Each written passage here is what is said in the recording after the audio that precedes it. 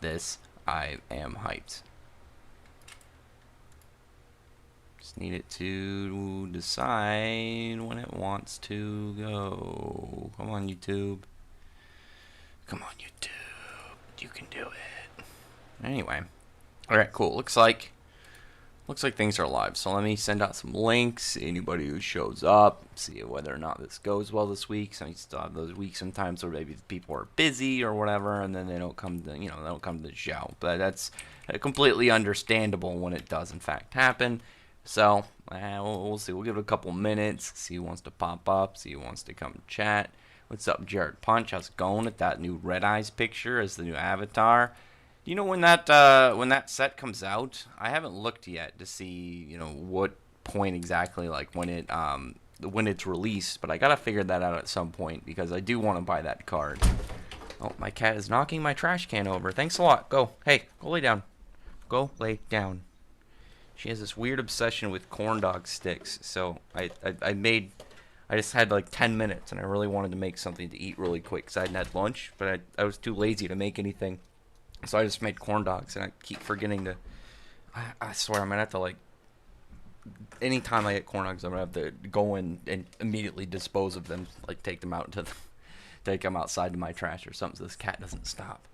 What's up, Jason Borna? How's it going, man? Anyway, let me send out some links. Just send out like on Twitter and in the Discord and.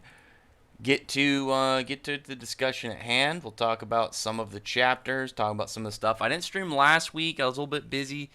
Yeah, Shiki. So I have a couple theories on that. I'm wondering what exactly the reveal will be with Ziggy. Is it kind of like an act he's doing, or is he actually going to be like a full-on bad guy? I don't know.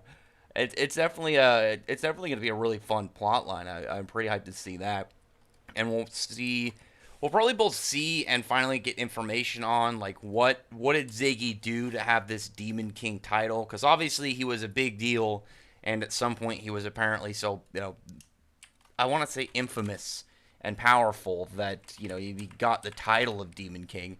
And so one thing on top of that as well that has me very curious is if you have this kind of like, maybe if he was actually like a villain, will it be Valkyrie and Hermit and stuff?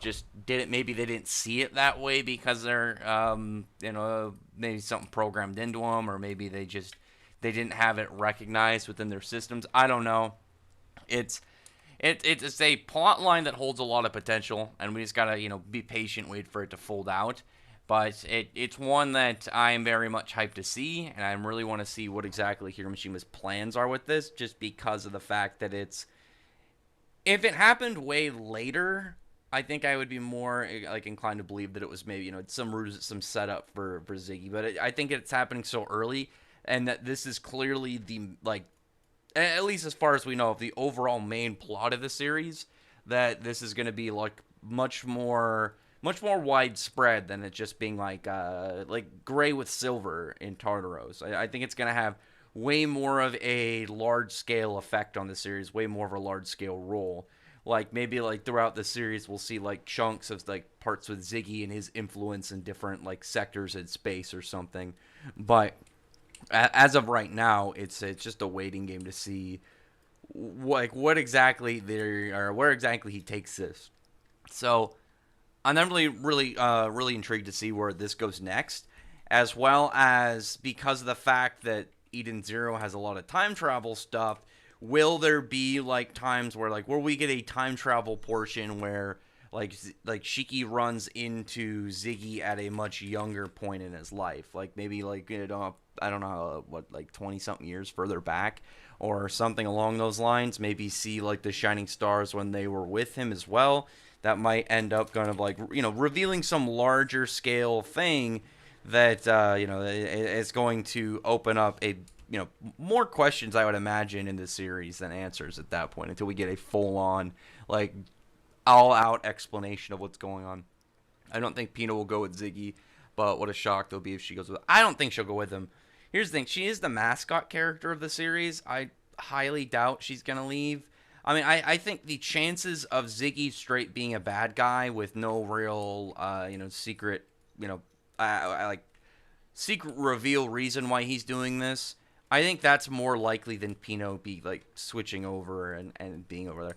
Maybe if there was like a portion way later in the series where Pino like maybe she kind of like went with him for a while and then it would probably it would result into her switching back.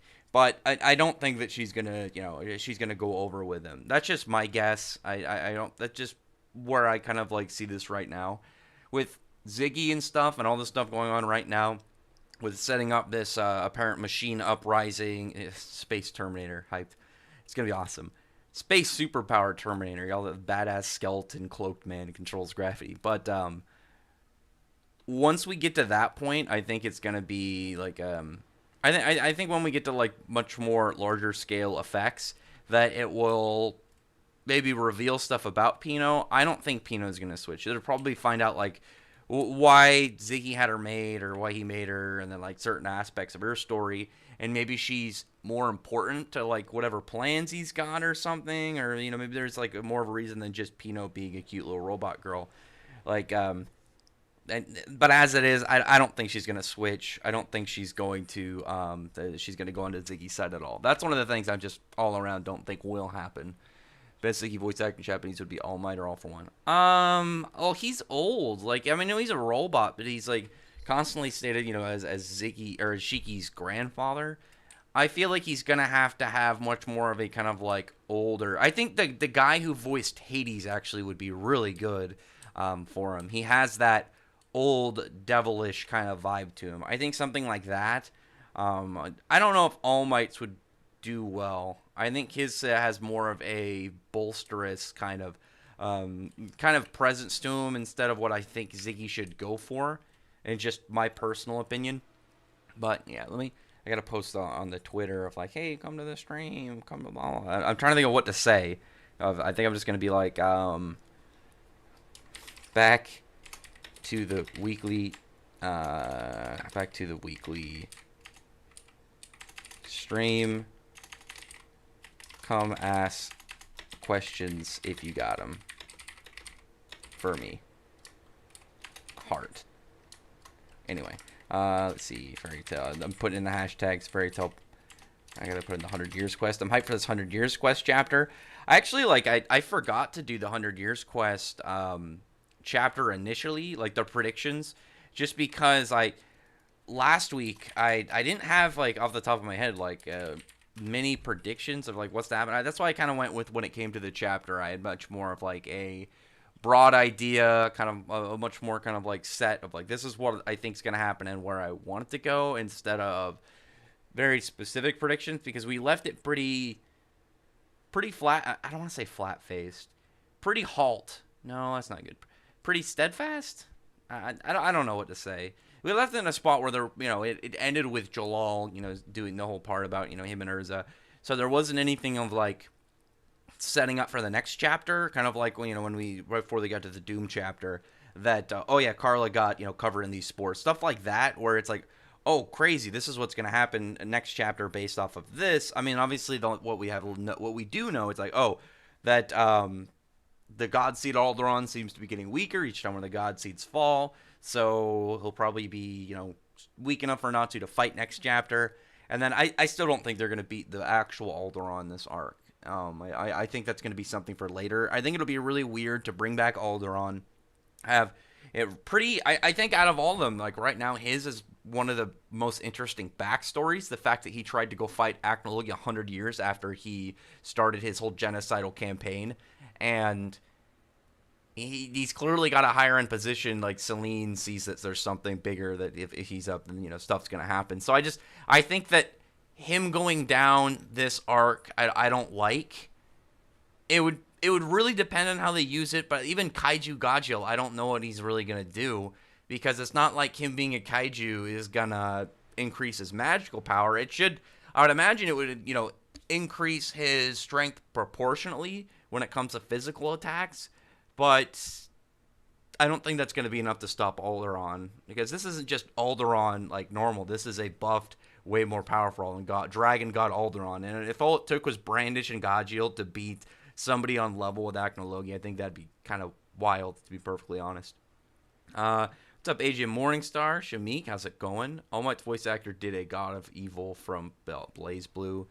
Oh, I mean that's fine. It's just it's not that I don't think that guy could do a villain. It's just I don't. That's not the voice I would be going for. I think Hades would the guy who voiced Hades and then not the dub in the sub would be really good. Because I think the fact that because Shiki always he refers to him and thinks of him as his grandfather. I think he has to have a kind of oldish voice. What's up, Robin McClendon? I almost said McClendon. I didn't want to mess that up. Bremon, how's it going? How are you guys today? Yeah, what's up, King Sinbad? I don't get why people are complaining about Jellal this chapter. So the complaint was that the fight was short, and I can understand. I wanted the fight to be longer. I wanted to see maybe a couple new spells out of Jellal, but I think this personally was way more important. I think it was way more important because that's one of the things I think a lot of people have talked about throughout the entirety of Fairy Tail since Jellal got his memories back. Really, since Crime Sorcery, I'd say primarily, was revealed that Jellal needed to forgive himself. It technically wasn't his fault, but he blames himself because he willingly chose the path that was presented to him, even if it was under a false idea. It's Ultir pretending to be Zareth to lead him down a certain way. But you can only, if somebody offers you something, you have to take it. And they didn't force Jellal to do it. They just kind of nudged him in that direction, and he went, "Wait, what's up, Kimano? How's it going, man?" Unless it's all Dragon Slayers growing giant, I don't think that'll matter. I don't think it'll matter. I think if Brandish, all it would take is Brandish to make them big to beat Alderaan, I wouldn't like that. And I'm being very genuine on that. Like, if Natsu beats the God Seed Alderaan, okay. We know that he's getting weaker or at least seemingly weaker per God Seed defeated. And as far as he is a avatar. There would have to be something really big and specific for, like, if they beat Alderaan as easy as just Brandish making them big. Because, like, I don't think that each of the God Seeds going down is going to weaken Alderaan, the main body, because really at that point it'd be like, well, why did you send them out if all that someone has to do is defeat them and then it makes you weaker? For the God Seed, sure.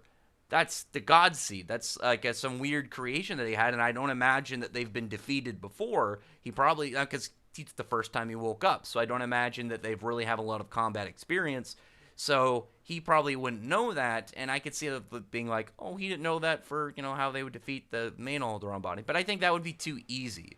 When it came to Mercephobia, it was different, because Igneous showed up and pretty much forced Natsu to take the power up. He forced Natsu to do that, and it was more of a display and set up for the future of what's to come, and kind of just getting a taste of the dragon gods and whatnot.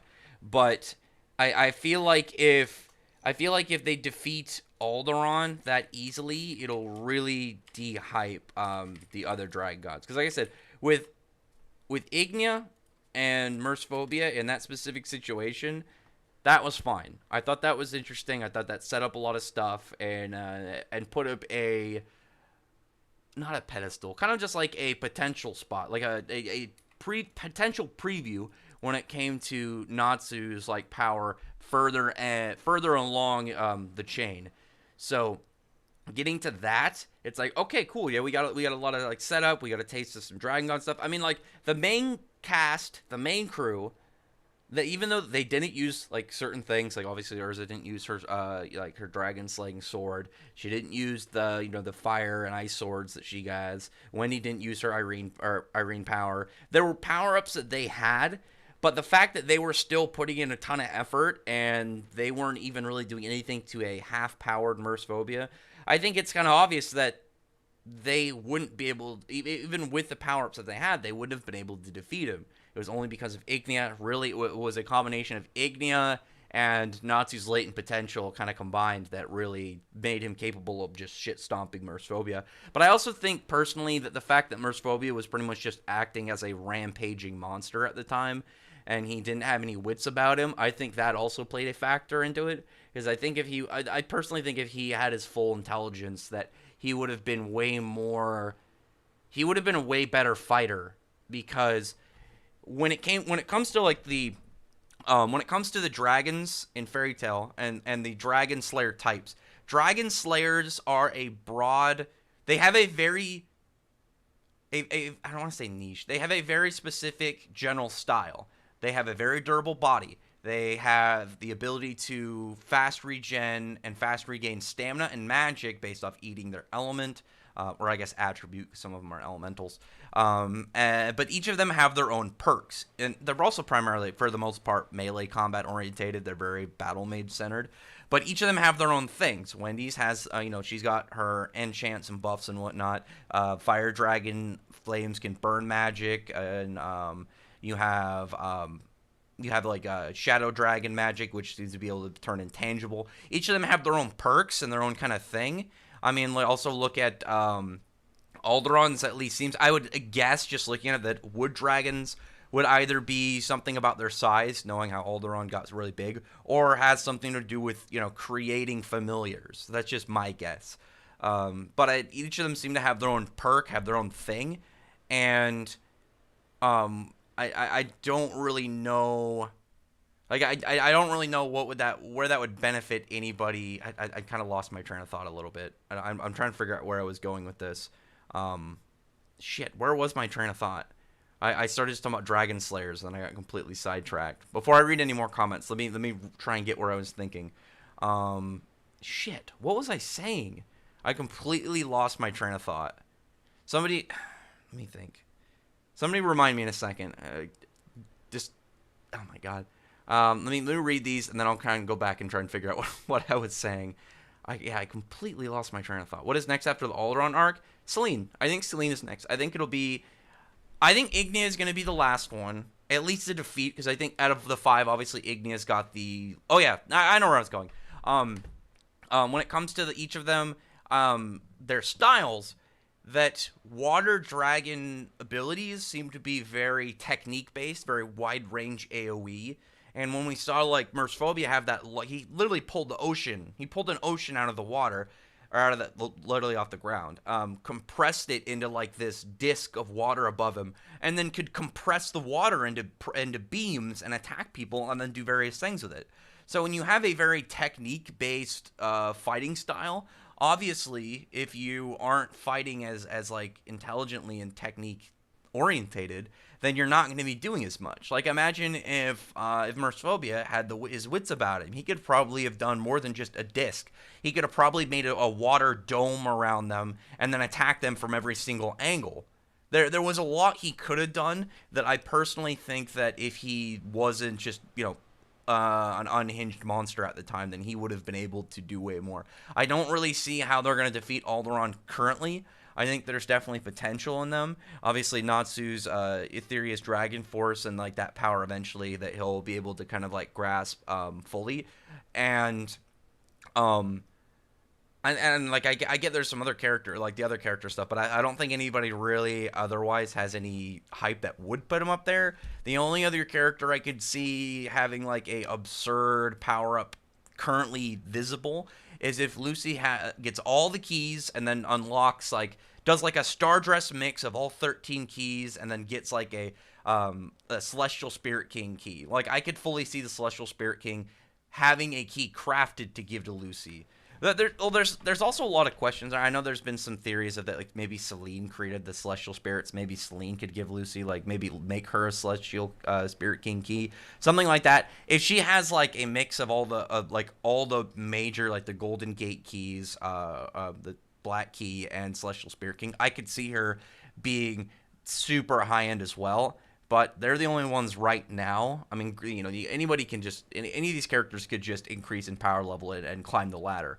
But I see those two, Natsu and Lucy, as the most possible one, capable ones, at least currently, based off of stuff that we've already been presented. We'll get to another Jersey moment next chapter. Laxa ships those two. Yeah, I really liked the Jellal stuff because, like I said, the fight being short is only... It's only upsetting in it not being a long fight, not getting a lot out of Gears, which I don't like. We did get to see a good amount of Gears' ability, which I really like. I like when you have a character that they're not going to be around long. It's like, yeah, this character's fight is going to start to end here, but you show multiple aspects of their abilities. I do like that a lot. I've always thought that was a really cool thing to do. You're giving something to them before you kill them off and potentially never use them again. But outside of that, outside of just like fight action stuff, I think this is way more important because Jellal finally got over something. He finally moved past something that's been weighing on him.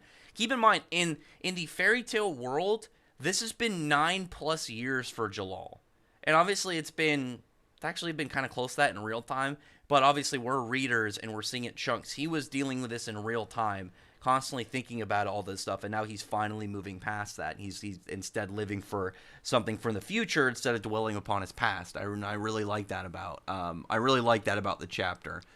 It was definitely a really good chapter. I'm actually was realizing that we haven't got really any sad chapters in 100 Years Quest yet. We haven't got any like really depressing backstories because I was recently just re-watching some of the really sad like episodes, and yeah, I don't think we've really had much for like really sad parts in 100 Years. We've got a lot of really good ones. We've got a lot of good character-driven stuff, but I mean, in terms of just like really sad moments, just right in your feels, tear-jerking, we haven't really got much of that. I mean, the closest we've had is just Mercephobia, kind of reflecting on the bad stuff that he's done. I think that's about it, though, that I can think of off the top of my head. Kaguya versus Yacht. Kaguya is kind of disappointing. Austin Yami versus Dante, that's going to be hype. I'm actually kind of jealous because I realized we haven't really got a Natsu and Guildarts teamed up fight. We kind of got a Natsu and Igneel teamed up fight. Well, sort of. I would love to see like an actual team up fight between them, but obviously can't. And you have to do time travel stuff. Somehow bring Igneel back, and I don't want that. I'd kind of be okay with time travel, but it would depend on how it's handled.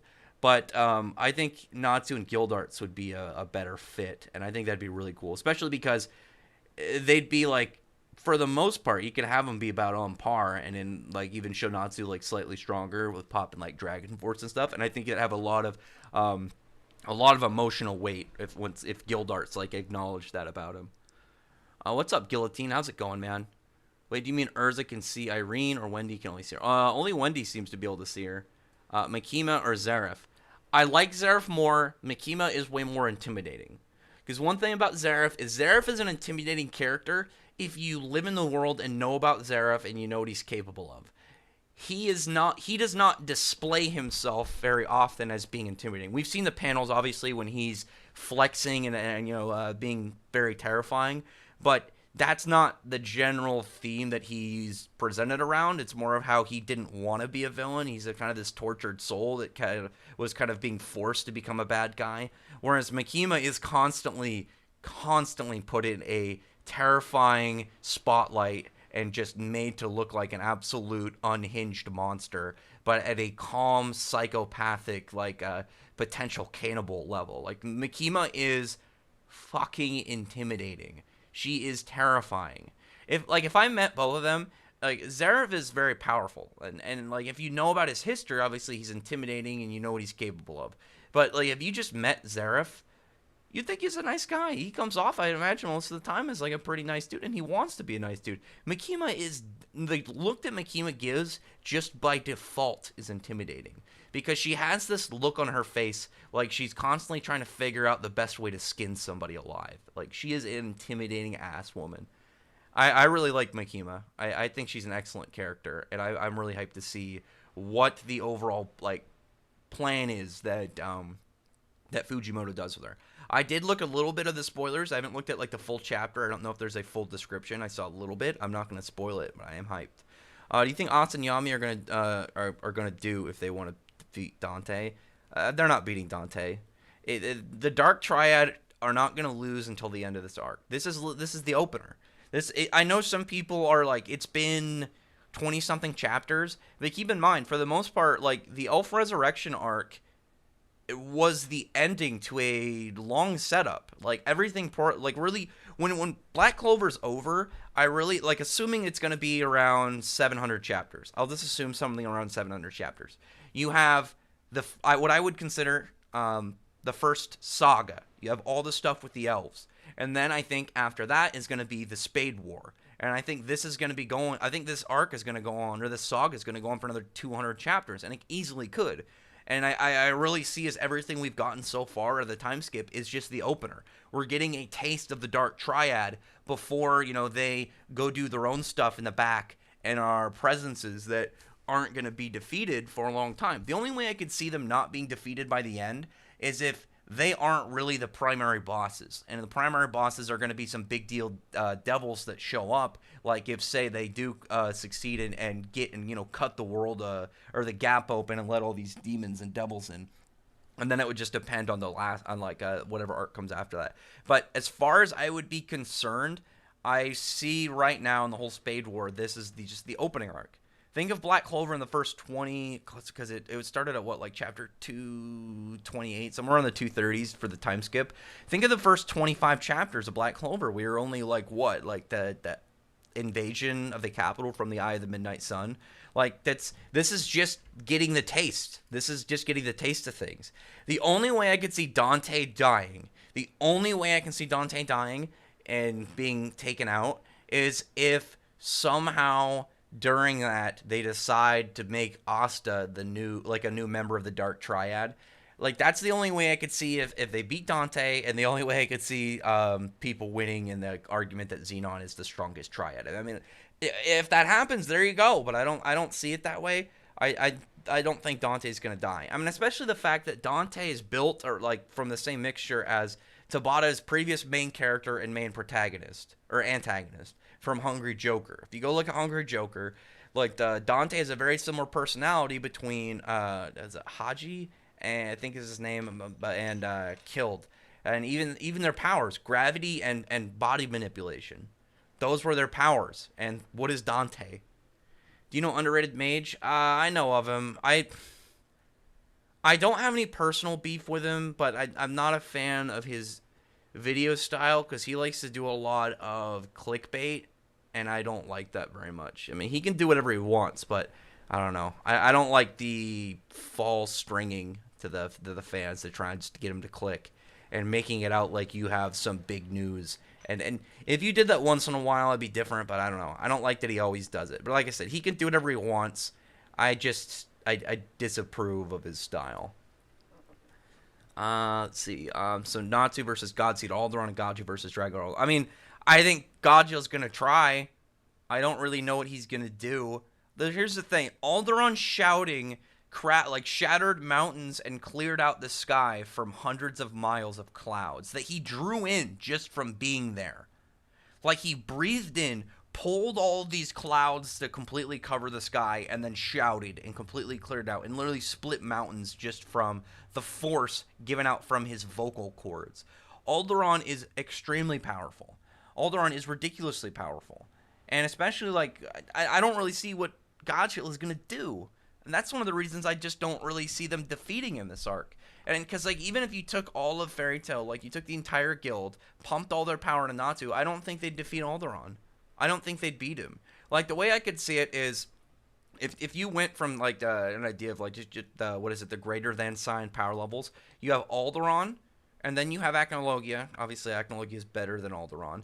And then I would consider the Alderaan that we see right now, I wouldn't be surprised if this version of Alderaan is stronger than normal Acnologia. I think Space Between Time Acnologia is obviously way stronger, but, taking both of their power-up forms into account, I would easily see Alderaan, taking an Alderaan's power-up account into form, I would see Alderaan more powerful than Acnologia, but taking Acnologia's powered-up form into account, I would see Acnologia more powerful than Alderaan, with both of their boosts. Asta versus Haru. Haru would win. Haru is not only a better fighter, more experienced fighter, he's got way more variety to his power, as well as, when it comes down to it, Asta's anti-magic and devil stuff, it's useful, but Haru's Revolt and Million Suns are to do straight extra damage and power against demon and devil powered things. I don't really know what their plan is in that aspect. Plus, I feel like Rune Save could cut through anti-magic because Rune Save isn't really magic that it cuts through. It's supposed to be things that can't be cut. because it's worked on elements, it's worked on curses. I can see it cutting through anti-magic. I mean, it could change easily, because one thing that Asta has that Haru doesn't have is Asta's still growing. Haru's met its cap. The only way I can see Haru getting stronger is if you take Hero's Haru into account, and Hiramashima boosts Haru up with Heroes. Because one thing that he can do with Heroes, be considering it's kind of like this alternate, it's like a conjoined alternate universe within Hiramashima's multiverse, that he could have Haru get more and become more powerful and advance himself, while it obviously not having some like weird story kind of like cheating method, because Rave Master ended, but obviously this is a slightly different version of Haru. I'm actually, the thing that I want most if Hiro Mishima does a Heroes 2 is to give Haru a powered up form. Because Natsu's had multiple, but obviously his main one is like Dragon Force. Now he's got his Ethereus Dragon Force. Shiki's got his Overdrive. Haru needs something. Haru needs like a knight armor suit. Not like maybe not the fold one, but like maybe just like shoulder pads and kind of like a chest plate with a symbol on it.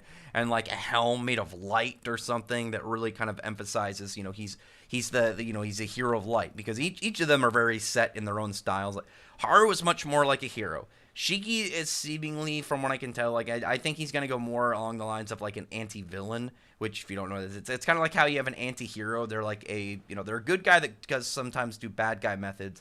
I think Shiki is gonna be a bad guy that does kind of good guy methods, not like an evil villain, but more of like a kind of criminal, just guy who was willing to do what he needs to for for his crew and the adventure and whatnot. And then I've always seen Natsu as more independent, because even though him and the Fairy Tail Guild are more. They're more kind and good people by default, but they have absolutely no second thought of like who they have to turn on if they're a problem for them. Like they'll go after people that would be considered good, and they'll go after people that could be considered bad. Like they look out for each other. They look out for the backs of their guild above everything else. Is there a celestial queen that would be badass for Lucy to unlock? I mean, if she just put on the dress, like Celestial Spirit King dress, then you could just call it Celestial Spirit Queen. But, you could probably just call, like, I guess if you really wanted to, you just say Selene is the Celestial Queen.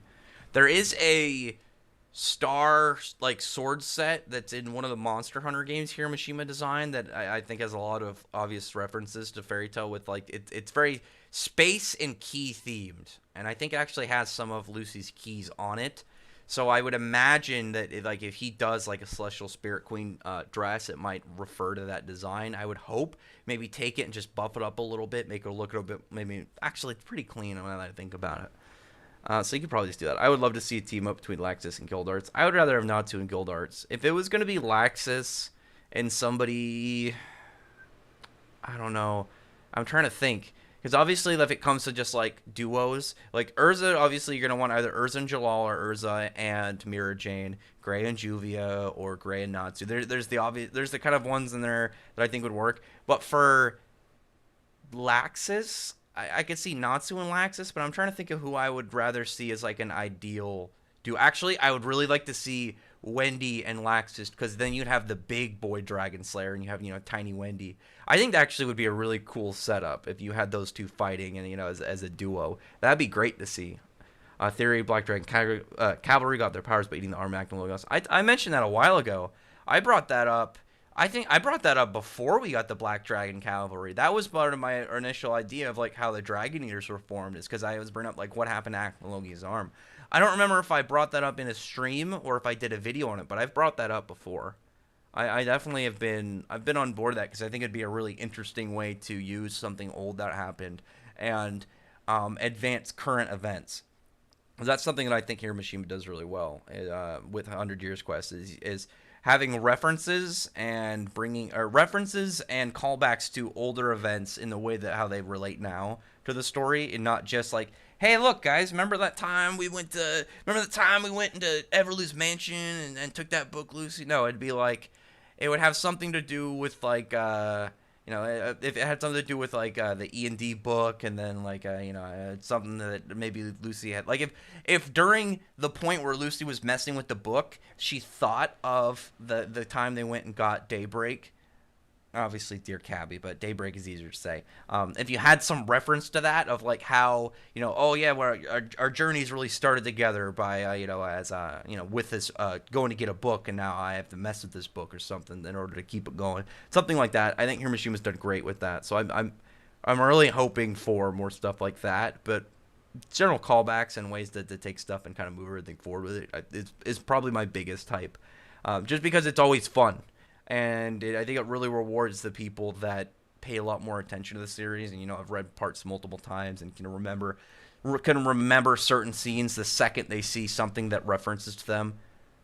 I mean, like look at something like Juvia's, when she went to her Sierra when her body started boiling. The first thing I thought of is, oh yeah, that happened the first time her and Gray ever fought. And now he's that's happening again, and now instead of trying to freeze her body in order to feed her, now he has to freeze it to weaponize her in order to save her. I like that a lot. What number will Fairy Tail Heroes Quest last for? Who knows? I mean, it's completely unknown. Like the first arc was like 50 something or 50. It was like 23 chapters, and now this is next one is 60, so 27, and we haven't even got to like the Godseed or main body Alderaan fights. So we got to get to that, and this is only Dragon God number 2. We don't even know much about Diablos. We don't know much about the White Witch. We don't have a White Witch's name. And then we don't even know exactly about Elefsaria, what he's planning. There's a lot more mysteries, because I still think that there's going to be 7 Dragon Gods by the end of it. I think Natsu's going to become one of them, because the Dragon Gods are themed after the 7 Luminary days, and you have Monday through Friday. Two of the days that are missing, I think it's Saturday the Earth Day and Sunday the Summer Day. And Natsu literally means summer, as well as you can have him be the Sun Dragon God, which would be really cool, especially when you have 2 different kinds of fire dragon, people set within this story arc. And then if you have like an Elefsaria, or maybe something to do with that tablet, become like a new dragon god, like an Earth Dragon God or something like that. I could see that really working out, and as well as, again, people who do research into stuff, pay more attention, and do a lot of looking into stuff, construction of theories. I think it would be really nice to see all that work out. Natsu needs to grow up before he gets with Lucy. He's fine the way he is. What do you mean? Natsu is fine. Just because Natsu's kind of goofy sometimes doesn't mean he's not a mature adult. He just likes to have fun, and I think that as we've seen, like the best and easiest example of when that is look at before they went to the war with Alvarez, as Natsu was acknowledging how his ideals and beliefs about not killing people don't really blend with a war, and he had to put those aside if he was going to keep the people he wanted to protect alive. I thought that was extremely mature of him, and showed a high level of understanding of the severity of the situation. He just likes to have a lot of fun, and I like that he's able to grow but still be himself. I really like that a lot about Natsu. That's one of my favorite things about him. He has both growth, but also he's able to maintain the hold on the character that made me and so many others like him in the first place. Let's see. How many people have you seen saying that this Yami fight has been dragged out? No, it's fine. It has not been dragged out. It's been collectively 3.5 chapters. It is not dragged out. That's ridiculous. It's not like when did Yami show up to fight Dante? What was it like? When he first showed up, I think it was 40 to 245, 246. It's not like that happened and it's been like that since. Obviously, we peered away for a bit. It's been, really, this is last chapter where it was mostly, last week's chapter was just straight, fighting choreography. We got to see these 2 characters actually get a little bit more serious, and then, the Yami having the whole death thrust ability, the sudden death move. I don't think it's been dragged out at all. I think it's been fine. I think people just think it has because we ended up kind of getting detoured over into the fight with Vonica and stuff. And I'm trying to think. Do we also? I think we got the Heart Kingdom fight, or the Dark Disciple fights too. I don't think it was just Vonica. I'm trying to remember. Yeah. We got the fights for Charmy and Leopold and all them as well. It wasn't just the Vonica fight. Yeah, I think the complaints of it being, oh, it's dragged out, I don't think that at all. I think it's been fine. I think it's been perfectly fine. We need a proper confession from Gray after the Alderaan arc. I mean, Gray's, I think it's obvious. I mean, Gray and Juvia, I think they have a fine dynamic. Gray is too cool just to straight, like, oh, he's going to have some big love confession. I think Juvia knows. I think she definitely knows now. I think their dynamic is fine. And especially the fact that he said it, like, directly to her. I think they're good. Because why would Gray, because even if you wanted Gray to, like, have some big confession, it wouldn't make sense currently. Because we know that Gray he does not want to do it until he feels he's strong enough in order to protect her. So until we get to that point, I don't know why it would be necessary to have like some confession. It wouldn't make sense to what Gray set up going into this arc with the the whole stuff with Juvina and Fairy Nail. I don't think that would be a good idea. I think it would make the whole conviction of Gray's character kind of pointless. It'd be like, well, why did you have this set up if he was just going to ignore it after the end of the arc? I don't think that would be a good idea. I think it would be. I think this is fine for now because we got a taste of it. We got it like as a bit showing that Juvia, like just seeing obviously that Gray does have feelings for her and does care a lot about her. But I don't think it would be a good idea to jump the shark and have him just completely go against what he established before going into the Alderaan arc. Let's see. I gotta scroll up a little bit so I don't miss comments. I like this is at a nice pace. I'm not way behind on stuff, and I'm still getting to chit chat. Leona versus Yami. Do you think he surpassed her? I think he is on level with her currently. Because I said this before, Leona, I see she was in a position between Captain level and Wizard King level. I think she was in a league of her own where she was just in that middle point between the two, and I think now Yami is in that same boat. I think Yami is in that same category where he's an actual contender now for the position, not just from royal position, but from actual merit and power level. I think that he and Leona are the ones to do that. Probably Fuego Leon as well, and it wouldn't surprise me if Nozel was at that level. But for sure, from what we've seen, is Leona and Yami. I think those two are the ones, for right now at least, to say, yeah, they're the ones that would be at that. So if it came down to it, their fight, I don't really know. Because Leona, we didn't see a ton of tech. We saw Calidus Bracken, we saw her Barrage, we saw Purgatory. Like, Yami has a huge... Yeah, I think Yami has actually the biggest moveset of any character in the series. He's got the Lightless Slash. He's got, like, the Black Blade. He's got the Back Slash, Dimension Slash, Black Moon, Black Hole, Death Thrust. I'm trying to think. Like, does Yami... I'm pretty sure Yami has the largest arsenal of any character within Black Clover. Is there anybody that you guys can think of that has a bigger moveset than Yami? I think Yami has the biggest moveset, now that I think about it. I don't think I've ever considered that, actually, off the top of my head, but I think it might be Yami. I think that Elisari is going to be the final villain. I think he's definitely going to... If I was a betting man, I would guess that he's up to some nefarious thing. Because I think that mural is either a portal or some form of, like, storage unit, where maybe he's either like, maybe it's sealing something. Like, there's another dragon god that's sealed up, or maybe it's a portal to the afterlife or something. That's one of the things I've had a realization is, because Fairy Tail has a canonical afterlife. Like, what if he ends up, like, breaking a hole through over, and maybe, like, he had some idea, something with Ankh-Saram or Acnologia, and this is what he's trying to do, is, like, that'll be a portway into the afterlife or something. And that's just a theory I had. There's nothing really to go off it right now, and I don't know if Kirishima plans to do anything with the afterlife. I think it'd be really cool, because it's something I don't think he's really done. Like, he didn't really have... I don't think he had it in Rave Master. I can't think of any part with, like, in that idea, like this death dimension, where, where you go when you die. Obviously, there's nothing like that to Eden Zero. I think it'd be really cool.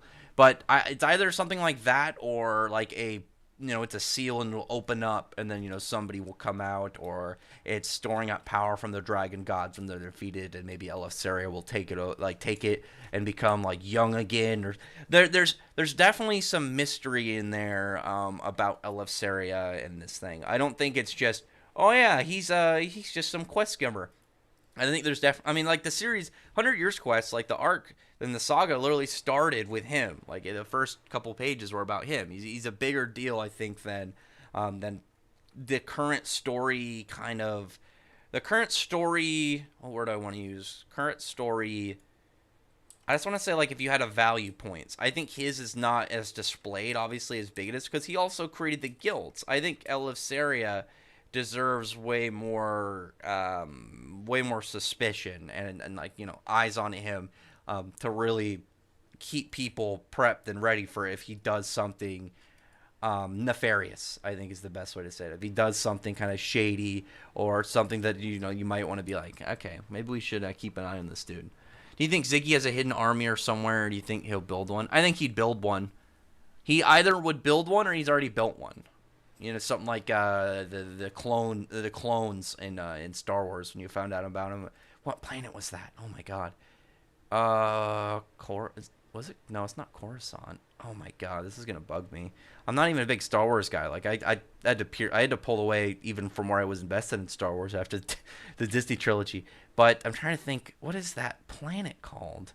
I don't want to Google up because I feel like it's just gonna randomly like hit me in the brain. I'm like, oh shit, yeah. But yeah, other than that, someone will either comment it in the comments then. But you know what I mean, where the clones all came from. Rack's a big fan. Yami's hype right now. Oh, thanks, man. I appreciate it. Yami is big hype. I really want to see more from you. I'm still hoping for like a big Hail Mary like ultimate attack from. I really want to see something like remember when we first started to see like Yami flex like way in the series, and you just had like all that dark magic kind of like flowing off of his body. Imagine if we had that, and then it condenses down, and then it gets on his blade. It's just a pitched black blade. I want it to be like he slashes, and maybe he misses, and it's kind of like an Ulquiorra with his Lanza move. And it's like he misses, and the slash goes into the ground, but it's not like slash, explosion, blah, blah. It's like it goes in like if you, like a normal person swung a sword into the ground, and it just kind of goes in. And then we just see this black energy just cloak like a massive area and then explode out of the ground or something. I want something like that, because that is one thing Yami doesn't have, is like some big Hail Mary all-in move. Like Dimension Slash for a while was his ace move, but I mean now he can kind of just use them in succession. It doesn't seem like he has like when he first used it was like, okay, maybe he can only use it once a day. This thing's broken. And then we saw like, because we also saw like how much effort he had to put into it when he first used it, and then we saw it again. It didn't seem the same level, and obviously like he's gotten stronger since then, so it makes sense.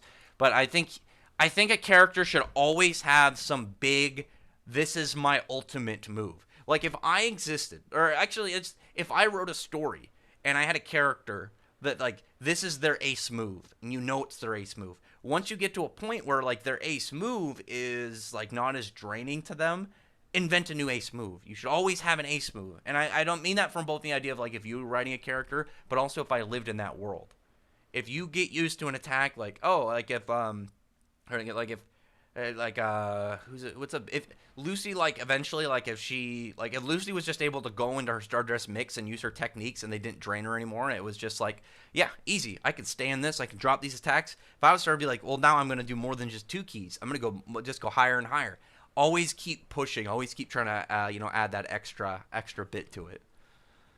Anyway, where was I? Let's see. It's comment is a little higher up. Let me see where I was. Shit, where was I? I lost my spot. Okay, here it is. We need more God Slayers and Demon. So Demon Slayers, sure. God Slayers, being a God Slayer in Fairy Tail, you're a unfortunate case. You're lucky to get an attack name. I mean, it's unfortunate, but it's true. Every series has that faction that they're hyped, and they should be hyped, but they really aren't. One Piece has the Giants. Bleach has the Vizards. Naruto has the Hyuga. There's always that group where it's like, Clover has the Diamond Kingdom. Oh, poor Diamond Kingdom. I like them too. But there's always that group. It's like, yeah, man, they might look really cool and they could have cool powers, but they're not going to really do much. They're probably going to lose. The way that I could see more Demon and God Slayers is either we have members of Diablos who are dual class, kind of like if somebody's like, oh yeah, I'm a God Slayer and a Dragon Slayer of an attribute, or like Demon and Dragon Slayer as an attribute. Other than that, I think what Hiro Mishima would be best for the fairy tale world if you didn't do that is if we got back. First off, get back to more spin-offs. We need more spin-offs. There should be more spin-offs for smaller characters. Like there needs to be a spin-off about the Strauss siblings where Elfman, Lizana, and Mira Jane go do their own thing. It doesn't have to be current. It could have been in the year time skip. It could have been in the year time skip to Alvarez. Kirishima needs to get and green light some of those again. Whoever he needs to talk to in order to be like, yeah, we need to get this going again. And then you have something like, think about that. What would be a perfect, like, it doesn't have to even be like 500 chapters. It could be just like the other ones. It could be just 15 chapters dedicated to the Strauss siblings where they go out and do their own thing. And who would be a perfect villain for that, given that, the main, obviously the strongest person in the Strauss trio is Mira Jane. Have a demon slayer in there. Have the main bad guy be a demon slayer. You could have like some guy who's maybe like some part of like theme him around the Crusades or the Inquisition, and he's a demon slayer, and have that kind of style. And maybe he's hunting. Maybe he's kind of like Silver, and he was hunting demons. Maybe he's from the line where demon slaying was invented. That could be perfect if you had some kind of Inquisition Crusade style, and it's like, yeah, these are the guys that invented demon slayers. And so you have the guy. And it's like, yeah, this Silver at one point went and found this group, learned demon slaying, and then, went back to doing what he's doing. And maybe they've been hunting demons within the series. Not just the Aetherius, but also natural demons like the ones from Galuna Island, but also people, someone like Mira Jane, who's got demon portions and particles in her body. I think that would be a very, very good story idea because, one, it would do tons of world building, as well as it would, like, anytime you get an origins of a power like that, like when we found out stuff about like where Dragon Slaying started with Irene, I thought that was fantastic. I think that's a fantastic thing to do in the story, and it really does a lot for getting a grasp on the world. But I think it would also do a lot for character-driven stuff, and even if it's not in the current story, it happened either in the year. I think it would have to happen in the year after Alvarez if you were going to have some big Demon Slayer dude going around, especially if he was related to Silver. I don't know. I think it would be better if it's after Alvarez, but something like that, and then you just get a lot of nice character stuff in there that you can use towards just expanding and expanding certain character arcs and letting people who are fans of these characters get some time with the characters. Because like look at Elfman. Elfman is a character, or Lizana especially. These are characters that are liked. They've for the most part been in the story since the start. I kind of Lizana sorta, but really since the start. And it's hard for them to do anything now because the power level requirement for like how characters are. And like you have, I think Elfman and Mira Jane could potentially do stuff like if you have lesser characters, like if you had minions from Dragon Gods that were within range of them to fight. But I think it'd be better instead of them kind of like, instead of it being like, hey, the Saiyans are here. It's like, well, none of us are going to be strong enough. None of them are going to be strong enough to fight or Vegeta and Nappa. Who are their opponents going to be? And you literally have the Cybermen, who are like the most lame-looking little bad guys that you can literally grow on the ground like goddamn potatoes. As then those are their big fights. Are literally Cabbage Patch kids with superpowers. Are literally growable enemies. It's just like it's not even because it wasn't even like, oh yeah, this is my power. I can grow these, I can mutate these plants and turn them into minions. It's like, no, you just throw the little seeds in and they grow Cybermen, and it's pathetic. I think it'd be better as if they had their own little story with their own bad guys, their own little plot line.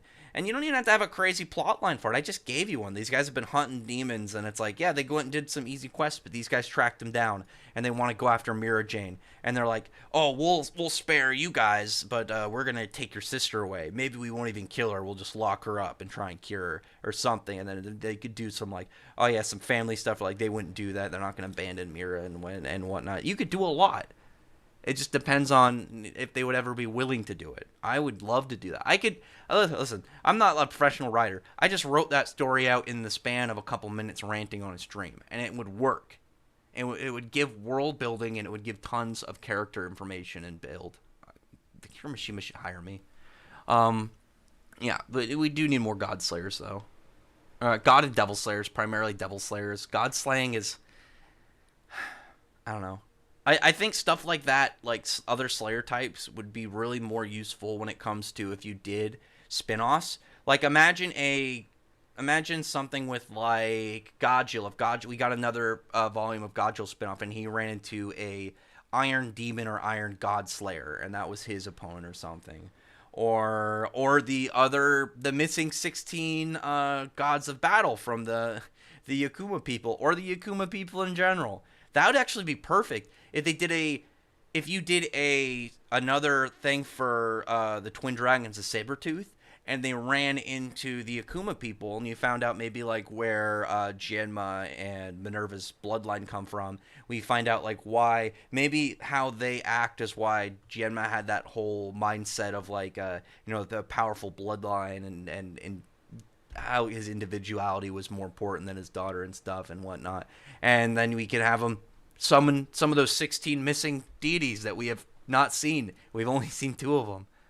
Stuff like that I think is perfect for like if you want to do spin-offs, because they exist in the series. They don't have to be majorly plot important. Like if it was a Dragon Slayer, especially now, you would have to have them referenced or brought up or do something with them. They can't just be throwaway. Like Demon and God Slayer, sure. But if there was a Demon Slayer, if you had an arc, like if you had a spin-off and it took place during or around the Tartarus arc and you had a Demon Slayer, obviously that would raise a lot of questions. But if you had one like after Alvarez, sure, that would fit perfectly. And there's still demons in the world. The Aetherius are just artificial ones made by Zareth. Plus, they're not even technically demons. They're like living books. They're living stories. Natsu understands the gravity situation without sacrificing his own heart, something that Team Ruby should learn. That's absolutely something Team Ruby should learn. But the Team Ruby should also learn is how to tell their writers how to be consistent and make sense. This last season sucked. For the most part, not the whole thing. Some of the characters are really good. Ironwood was awesome. That was one of my favorite parts of that whole thing. Ironwood alone, I think, made that season really good. I've seen people complain about Shiki versus Draken was too short. Listen, I've said this not just Fairy Tail. I've said this about every single battle shonen I've ever read. The first time a character gets their big power up, it's always flex time. It's flex time. Natsu when he got Dragon Force against Jellal. Asta when he got the black form for the first time against Ladros. Deku the first time he got the 100%, the infinite 100% against Overhaul. Anytime the characters get their first big, I mean, look at Naruto the first time he really accessed Kurama's chakra and he beat the shit out of Haku. Like anytime the characters get their first big power up, it is flex time. They don't need to have a crazy fight. That is, here's what I'm hyping for later, and I think that is important to know. And not only that, like I don't think Draken Joe is over. I think we're gonna get Draken Joe through time travel stuff. I think Draken Joe will probably maybe like meet him when he's younger, and Shiki want to save him before he gets corrupted, and we'll see what point along his story shifted him from being that starry-eyed kid who just wanted to go out, live, and then eventually find friends and have a life. I think that eventually we'll find out that, and then Shiki will end up joining his crew. Plus, I bet he looked badass, like, younger. I bet he, like, when he was around Shiki's age, he looked way more badass and probably could fit more into the crew. Though I do worry that I don't want the Eden crew to get too big, but if you had something like Sibber, if Sibber was in the crew, and then, like, you had a bar, and he just, like, I'm trying to think. I don't think he's still on Belly Ogor. I'm trying to think now about that. But, like, if you had him on the ship, and it's, like, every once in a while, it's like you had a character at the bar, and then you see Sibber again because he's a bartender there. Or if you had a character that, what's that guy's name? Paul? The dude from the Sun Jewel, the dude whose ether gear lets him kind of, like, move things, like, a couple inches that near his hand. If you had him and he had some job on the ship, and every once in a while you saw him, something like that where they're, like, if you had, you can't have too many important people, because then you're going to have too big of a cast. I think, I don't mean it in a mean way. I think that's one of the problems of the Straw Hats, is not just that they have too many people, is they have too many characters that are very frontline center, but they don't get treated like that a lot. Like, if some of the Straw Hats were more kind of, like, if it was kind of like the Alliance, like the Straw Hat Alliance, it was kind of more of, like, they're part of Luffy's overall kind of, like, I don't want to say, I'll say Legion. I'll just say Luffy's overall kind of battalion or whatever. Then it'd be different, but, like, when you have characters who are obviously, like, way more important to, like, the crew and to, like, more adjacent to Luffy, and you don't have them do stuff, I think that ends up weakening their presence a little bit in the story. And I think that was one of my problems also with Dragon Ball, is when you have, like, all these Z fighters and they don't do anything. They're just there. And it's just like, well, why even have them around if they're just going to exist and not really participate in the actual events of the story. Like, they can fight as many nameless, generic fodder bad guys ever, but it's not really going to matter because Goku can look at him and one-shot him. And it looks like that's going to... I'm pretty hyped and hoping for, like, more effort put in for the Straw Hats, because I don't want it to sound like I'm just being negative. Like, I would like it if... I don't like when characters are useless, and I don't like it when they don't do anything. But I would much rather them do something and then, being like, sweet, I can like these characters.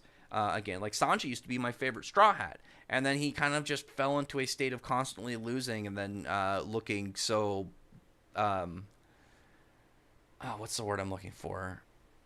Oh my god, so junior varsity for like he's like JV on the team now, and it's like Luffy and then Zoro, and then like Sanji always just looks like he's like, hey guys, I'm participating. Like, he looks like the Yamcha, but he's in a nice suit. I would love it if he got more spotlight and he got to do way more important things. That's one of the things I'm really hoping in this big battle in My Hero, that Ochako can do something.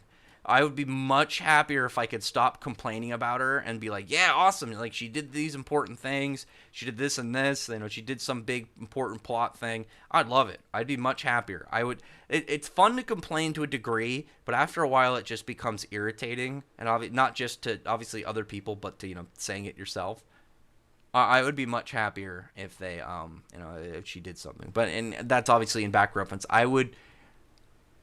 I don't want too many people in the Eden Zero crew that are important. Do you think other Spirit Guardians will get a dual battle with the cast after the time skip, like Floga and Leo and Patra and Charmy? I would hope so. I don't think any of them are dead, and there's going to be more Dark Disciples. I'm really hoping after we get the taste of all of these Dark Triad members, we get Dark Disciples of value. The Dark Disciple designs have all been super bland, and I think that's one of the reasons is because none of these ones are important. I'm hoping that Tabata will have a handful of Dark Disciples of noteworthy existence. So after this whole thing, we can like their character. It'll either be, oh, cool, they can stick around and do stuff, or it'll be like, man, it was awesome to look back and think of these characters. Think about this guy that did this thing and this character that did this thing. I would really like that. I would be really happy if we had, more of them be valuable in the story. But obviously, as of right now, no. But fingers crossed that we get some with like some actual like effort and design. I mean, like, look at some of the designs. Look at, for instance, he's not a Dark Disciple, remember, but look at the general that Asta fought at the start of the time skip, the 5% guy. He's literally just a generic bald dude in a vest. There's no effort put into that guy because he wasn't important. Did he even have a name? But you know what I mean? There's like a gap between a character. You can tell the author just put no effort in because they don't care about this character and they have no real value. Versus somebody like any of the Dark Triad, who all three of their designs are great. Their forms, like, each add so much extra to their design, as well as work off of stuff already established. Yeah, I am hoping for some Dark Disciples of value, and I would like to see them. If that happens, that we get the Spirit Guardians doing more. Natsu's wish should be to revive Zeref and Mavis. I don't think he should do that. I think Zeref and Mavis should rest and do their thing and reincarnate and do whatever it is they need to do. I don't want him to revive them.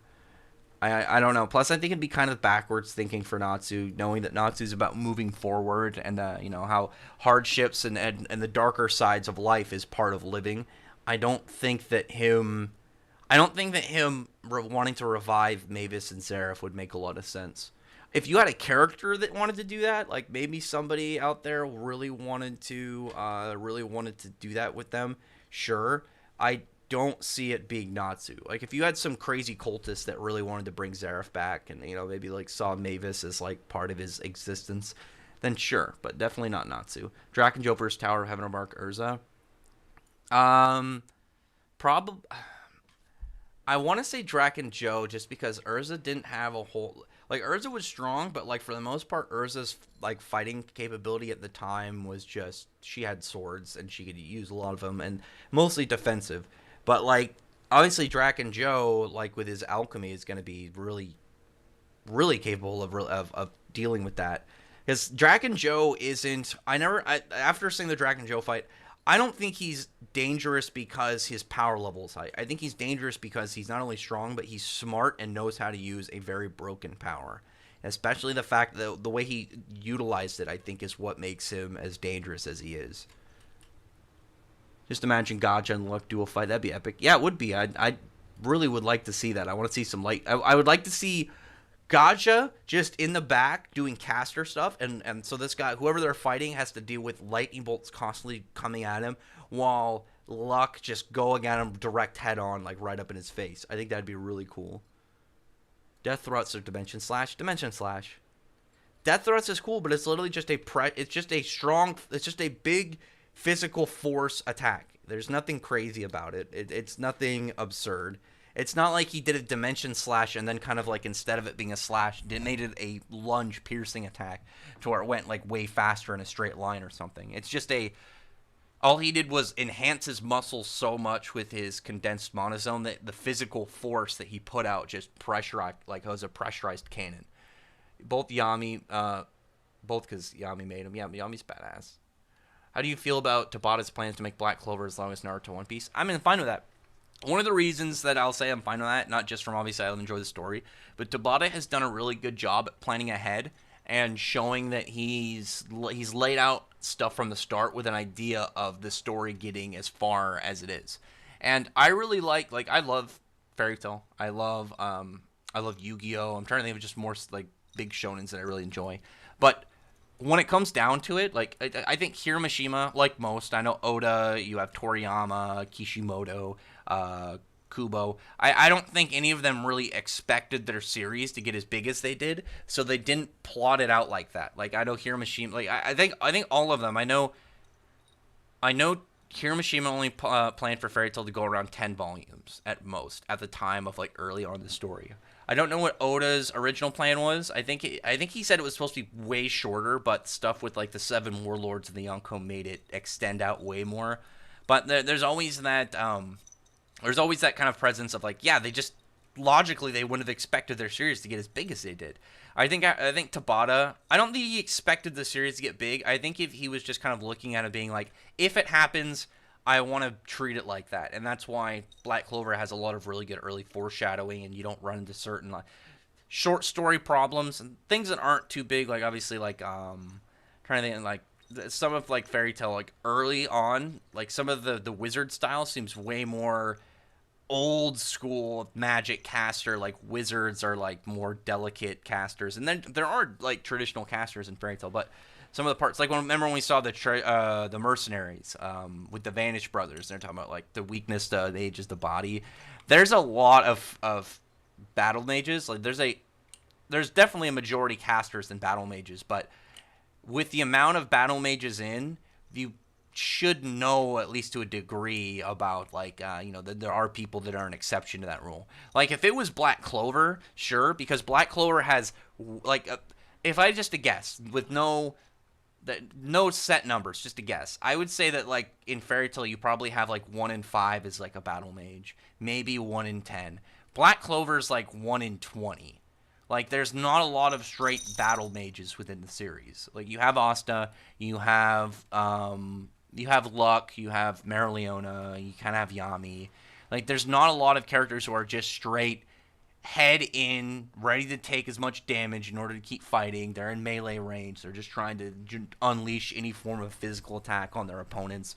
Whereas most characters are more caster based, and there are some like weapon users, but they're clearly not made to take nearly as much damage. How do you think Black Clover will end? I imagine there's going to be some big final enemy that Austin and them have to defeat and save the day. It's kind of hard because we don't know what the end game idea is for the series.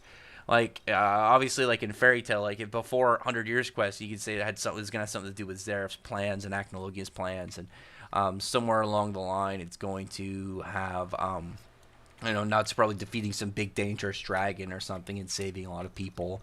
You have that the issue. It's like Eden Zero.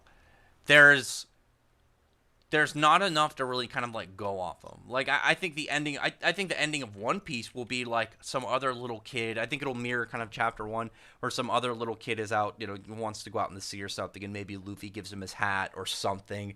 Maybe gives him his coat. Something in there to kind of like be like a little nod at the start of the series. I kind of see that maybe the series ending like that, or yeah, something like that where you can kind of gauge an idea of how things are gonna end instead of just like I can make up something. I don't know. How strong is the Endless from Rave Master compared to Fairy Tail top tiers? I'd put the Endless somewhere around the Dragon Gods, to be perfectly honest. I think Endless would be somewhere between the dragon, like a Dragon King, like royalty level dragons like Igneel and Irene, and Dragon God level. I would put them there because Endless is pretty powerful, and I think obviously the fact that it can't be destroyed by normal means, and it's pretty much intangible. It's definitely a very dangerous thing. Death Thrust would have killed anyone pre-time skip. I mean, definitely not anybody. I mean, because it's not. It's if it was the same as Dimension Slash, I would agree. But it's literally just a pressurized cannon of force. I mean, if you mean like a character take it head on and stand there, I guess. I mean, obviously not Zagrid, but I think there's a lot of characters that have a means for it. Like if you had Rattree, if you just put his spatial shield in front of him, yeah, I mean, like Death Thrust isn't gonna do anything. It's gonna get consumed. It would have to be something like Dimension Slash, where it's cutting and going through space in order for it to kind of like deal with that. Do you think about getting a power up with his magic stone is possible? I think it'd be good. Needs one. Deserves one right now. How strong? I already read this one. How far can the 6 paths of pain get in Fairy Tail?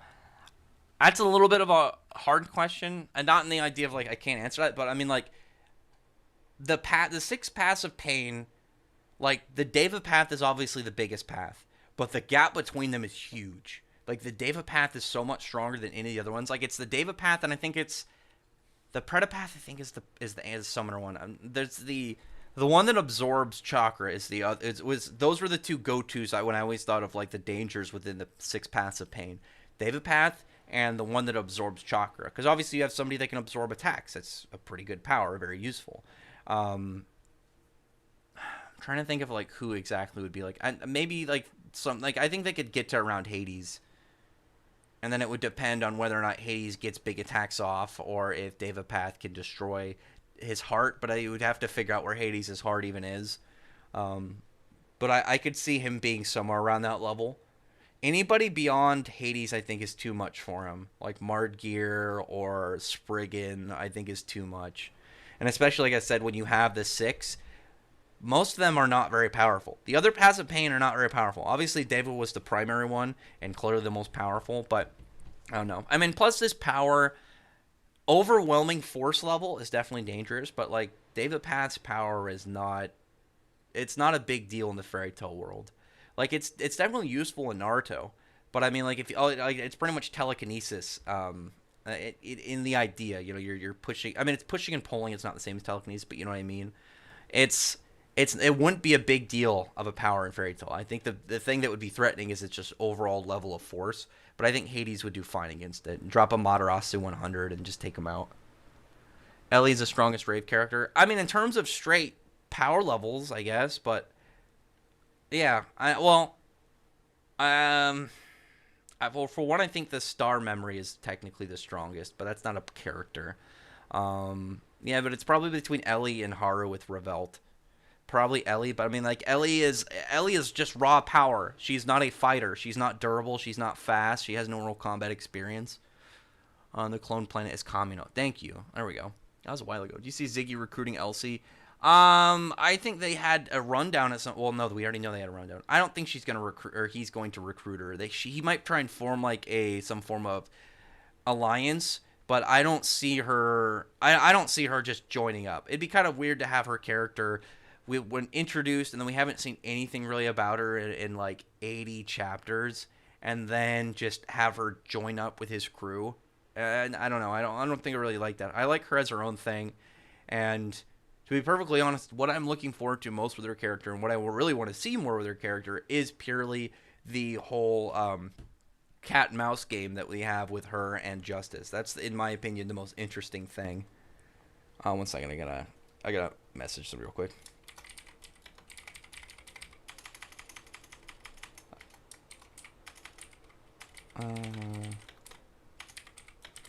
Doing a video with RTL Faith, so I wanted to. I saw this stream as earlier this week. I didn't do it with him yesterday, but I got home and I got stuff to do, and I was just tired, so figured to do it today. And we'll get it going. I want to catch up on the questions and then I'll wrap it up. It's a pretty short stream. I'll have a longer one next week. Obviously, it'll be a much more like we're gonna have a lot to talk about. Eden Zero, Fairy Tale, and Black Clover and Chainsaw Man actually are both in really big spots in the next chapter. And I haven't seen anything for the Eden Zero spoilers really, but I have seen a little. I read the fan translation for Black Clover, and that plus whatever happens at Fairy Tale Next, there's gonna be a lot of really fun stuff. I am really hyped. Do you think power scaling Black Clover is rising too fast? No, I think it's fine. I think it was until we actually saw where Asta stands near like Yami's level, whereas Yami could fight with Dante. And Yami could fight with like a serious Dante, whereas Asta got bodied by a playful Dante. I think the power levels really are fine. I think the issue was beforehand when people were trying to claim that Asta was captain level and stuff, which was ridiculous. Asta, in my opinion, he's somewhere between vice captain and maybe low captain, kind of like near Rill's area. But I don't think he's like, oh, he's a mid captain level. He can beat any blah blah. No, absolutely not. Let's see. DC Ziggy recruiting. Oh, I already read that one. No, it's still good. Oh, I missed what comment that was for. Okay, they're good. There's not a lot of comments. I'm glad. Usually, like when I saw the Star Wars comment, and that was like a half hour ago or 20 minutes ago. And usually when I get to like, oh crap, I'm 20 minutes behind, it usually is so many comments. It's been a very comfortable, chill day for me, and that's what I do like. Yeah, I know there's not as many people in this stream as usual. Usually it's in the 20s to 30s. Like I don't know. I think it's just been a quiet week. I'm pretty actually okay with that, considering I want us to be a short stream, and when I ramble, I end up making the chat long. So I make the chat log way over like stuffed, and I want to read comments because the streams to me are the general chat streams to me are community based. It's me talking to you guys and just having some back and forth. And unless it was like a group one where I brought on some people and it was more, then it'd be like, oh no, this one's more about the discussion with the group, chatting and whatnot, and our theories and whatever. And then soon, what's it, the 11th, 2 weeks, and then a little over 2 weeks, 2.5 weeks, and then the new Fairy Tale game comes out. I'm gonna play that. I got it. I pre-ordered it on Steam, and I got a physical copy on for my Switch. I'm hyped. I'm super hyped on that one. I'm gonna be streaming that game. Are we going a chapter on the 15th and 19th of Fairy Tale 100 Years Quest? Yes. There is a chapter. Is it the 14th? Wait, which day is it? Yeah, 14th. Because it's the 15th in Japan. It comes out midnight in Japan on the 15th, which is going to be the 14th for America. I guess I don't know. I was going to say for us, but I don't really know where you live. So, yeah, there is one this next couple days. It's every 2 weeks. It's not the same as like Attack on Titan, where it's at the start of the month. It's every 2 weeks specifically. Godslayer's got it pretty bad. I mean, yeah, Godslayer's got dicked. Dante thick now. Yeah, he's a fucking big ass.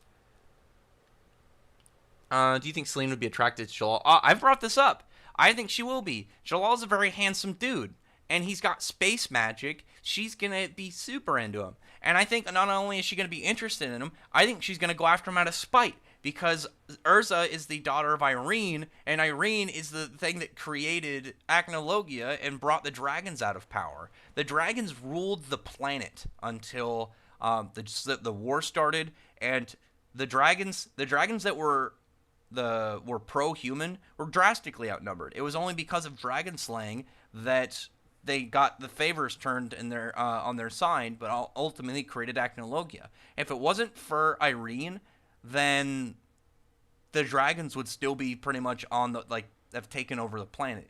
The only thing that I could really see like that would be a threat to them otherwise would be Zareth. And I don't see Zareth as being as active and doing nearly as many big things if the world was still covered in dragons. I mean, a meme where Spirit of Zephyr is a version of Black Divider's chat. I like both of them. But I'm still think that Spirit of Zephyr is an arrow, and it just hasn't been realized yet. Black Divider is cool, though. I really like the way it has the veins on it.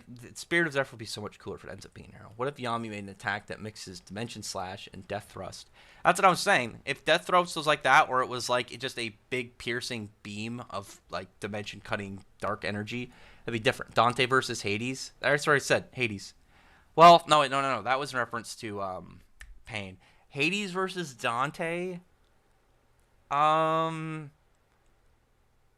I kind of want to go Hades because I think Hades has a bigger arsenal. He's more combat experienced. I think he overall has way bigger attacks. And even though Dante, I think Dante is in general stronger, I'd say, than Blue Note, but or at least I'd say he's at least around Blue Note's level. I think he's got a better arsenal, but I think that if Blue Note at the time got in a fight with Hades, Hades would be like maybe mid difficulty beating him. So I see Hades beating Dante, but it would really depend on whether or not he fights Dante near where his heart is, because obviously if Dante takes out Hades' heart, then Hades is GG. Then his age is going to start hitting him. He's not going to have access to the black magic, and Dante's going to beat him. Because that was one of the obvious biggest things. Because Hades was over 100 years old. Hades was old as hell. He was like, because Ward, like when they formed the guild, it was 120 years ago from when Ward came into the scene, which was 7 or so years after when the fight happened with Hades. And so like 113 was years ago, or around that time is when they formed the guild. And Hades around that time was probably like in his late teens, early 20s. So he was in his he was like 120 to 130 years old. And it's not like the same as Toriko, where Ichiru and crew were 500 plus. Like, there are old characters in the series, but for the most part, humans don't naturally live that long, or at least don't do it and then stay as in shape as Hades did. Us as captain level, yeah, people are silly. Dante slaps Marileona. Yes, he does. I think he would beat her for sure. It seems he gets crazy every time another seed is defeated. I think he's a little bit weaker. I'm guessing the God Seed loses a little bit of connection to Alderaan every single time one is destroyed. That's my guess. Anytime that one is destroyed, I think the God Seed, because the God Seed Alderaan is an avatar of him. I think whatever is, like, if you just imagine like each one of them is like some ethereal tie to Alderaan, and each one broken makes the one set to the God Seed Alderaan thinner and weaker, so he's getting less power. What do you think of Zancro? I really like Zancro's design. I still really wish Zancro didn't die, and then after the time skip, he's the one that took over as head of Grimoire Heart. I think that would have been really cool, and then eventually somebody for Natsu to fully overcome, like, way later. I mean, it didn't need to be that way, but I wish it did. I do love his design. What's kind of funny, how the Heroes chapter covered Ziggy, Zeref, and Lucia foreshadowed him being evil. A lot of people thought that. 2 questions. Do you read fan fictions? I don't read fan fictions. The issue I have with fan fictions is they're made way more, I think, often about how like somebody wants something to happen instead of like a good idea that they thought would make like some interesting twists. Like I said, if I wrote one about like Zancro doesn't die and then goes back and then kind of leads Grimoire Heart into a new age as the new guild master, that'd be one thing. But if I just wrote some story where there's this other dragon special character that's existed nobody talked about, blah blah, and it just sounds neat but it doesn't make sense, I wouldn't want to read that. I've had people tell me some interesting fan fictions, but I generally don't look for fan fictions. And do you like moral good guy characters? Do you like cold-hearted? To me, I like a lot of characters. I don't mind certain aspects about them as long as I think they can understand them and however they're like that makes sense. I like characters across the spectrum, but to me it really depends on how well I can vibe with them and how well I can kind of understand what makes them that character. Like Dante at the start, I thought Dante was boring when he first introduced. Like he didn't have that kind of like badass kind of like dead emotion that Xenon had, and Vonica was super playful. But when Dante showed up, he was just kind of like, "Hey, cool, what's up, guys?" Yeah. And then we found out like that like very chill emotion state is just like his resting spot, and then like after a while he becomes this maniacal guy obsessed with like the human reaction of things, and he's unhinged as hell. So Ziggy said that Pino belongs to him on his side, but why do you think that he didn't say the same thing to Hermit? I think that Pino will have a much bigger I think Pino is going to have a much bigger role. I think with how each of the Shining Stars was made, I think their function is going to be drastically different than whatever reason he made Pino. I think Pino is going to have a big thing to add into the story later. We just don't know what it is yet. That's not me. Honestly, okay. Yeah. Nazi's wish should arise there if Mavis since I don't think so. I already answered that. I don't think so. Laxus versus Pain. Laxus. I'd go with Laxus because Laxus. I mean, Laxus can literally just one shot pretty much each of the the paths of Pain, and I think he would survive any of his attacks. I mean, really, like, plus on top of that, like, now we have Laxus with a Berserker mode, and any damage is going to make him stronger until you fully take him down. But anyway, yeah, I'm going to end the stream here. I'm gonna prep up for a video with another person. So next week will be a longer stream, and next week we'll have more consistent stuff to talk about. Last week I wanted to stream, but it was 4th of July weekend, and I really just wanted to do some extra, relaxing and getting some stuff done and just chilling. But next week, obviously, it's gonna be back to normal set, like after chapters. We'll have a lot to talk about. I'm hoping we get some stuff to make. I haven't done like a good theory video in a while. I want to do some more Fairy Tail, Eden Zero, and Black Clover theories. I haven't done any good theory videos in a minute. But anyway, Shigaraki vibe check 9. Oh, 9. I haven't watched the movie yet. It's funny when Urza doesn't want to admit that Jellal. I mean, yeah, pretty much. But do you think Ziggy will be the second villain? I'm kind of hoping he's the main villain. Acnologia, I feel like Acnologia was supposed to have like a much longer end story, but I do think that the story was getting rushed at that point. And I think the fast pacing really showed it. And that's one of the reasons why I think I do more battles. I'm still if I do that, I've been thinking about that still. I want to get a format and maybe get some form of setup for it, like maybe some more rules. I had some rules already set, but I want to get more of a fluid and easy layout to where I don't have to take so long getting them prepped, to where I can just kind of make them way quicker. Otherwise, I would want to like learn how to do, because I gotta get like an editing software and learn how to do that. Because those videos, like just last thing, when I do reviews and stuff and like streams, I try not to script things. I don't want anything. I want it all to feel very organic and just how I feel in the moment and just my reaction to things. But if I do videos like that, or like some long explanation video, that's when I want things to be kind of crisp and feel like they were way more put together and way more planned out in advance. That's just something that I want to do. I haven't got around to do it. I'm just I'm a little bit lazy, but I'll get to it eventually. But anyway, other than that though, thanks for everyone for showing up. Just a nice little short stream, hour and a half, and then I'm gonna do this video with another person, and it'll be on his channel. I'll link it on my community tab, and then I'll post a link to his channel if you want to go see it come out. His name is RTL Faith. If you want to go look at him, he does like Black Clover stuff as well.